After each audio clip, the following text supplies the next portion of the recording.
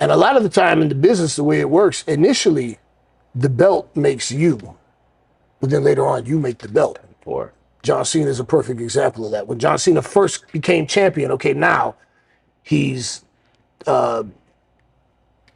solidified. You know, at this point, now he's the champion. There's no question about it. And then after he had several of those runs, you know, when he went back to the U.S. title, well, that U.S. title suddenly has more significance because a multi-time world champion is carrying it, you know? So initially, in an attempt to make you the star, to make you important, to get fans to put their trust in you, they put the title on you.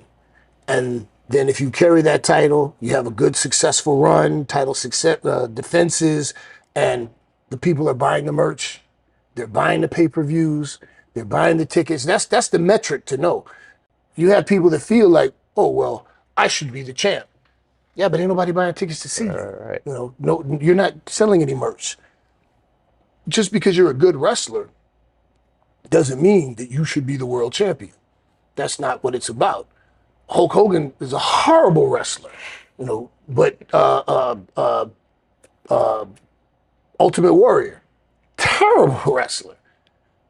But the charisma, Right. presence, Right. they did just enough, just right, that people didn't care about all that other stuff. That's my guy. Yeah, you know. And if people are showing you, if you look out in the audience and you see a bunch of red and yellow t-shirts, Right. That's selling. obviously this is working. Well, let me ask you about Kofi, because I remember that, and that was dope, seeing Kofi up there. And I think the last thing in the story is probably what I tried to remove from memory, is Brock just kind of coming in and taking him out, and it was all over. Maybe something like that. But were there metrics that they looked at and would say, okay, well, Kofi can't lead the company? Or why would they take it? Or is that just Vince saying, I don't want this guy, we got to move him out? I don't know. It would seem that, to me, I thought that was just stupid, just killing Kofi off like Yeah. that. I feel there was, I don't know, I could be completely wrong. I feel that there was some measure of disingenuousness with that.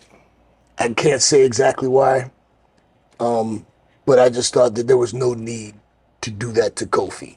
I thought that was ridiculous. And a lot of people felt that way. I don't know.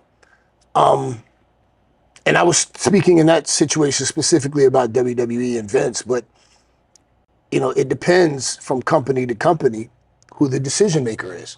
Primarily, what you want is somebody who, like I said, has charisma, presence, solid ring ability, and dependability. Somebody that you can trust.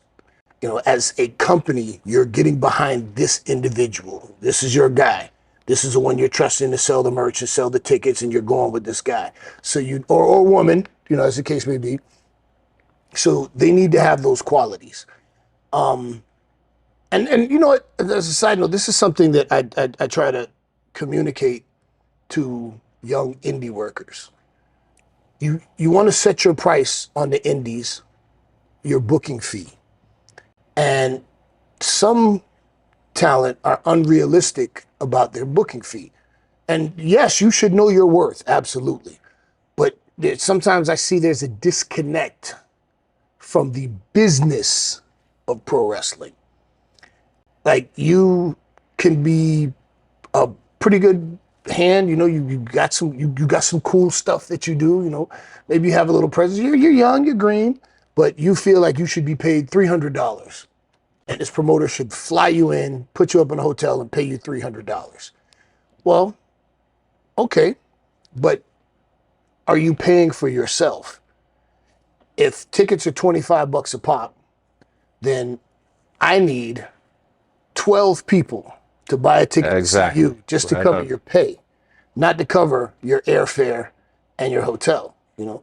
And if, you know, it's recently it happened. I was talking to this young indie person that was talking about what they should get, what they should have.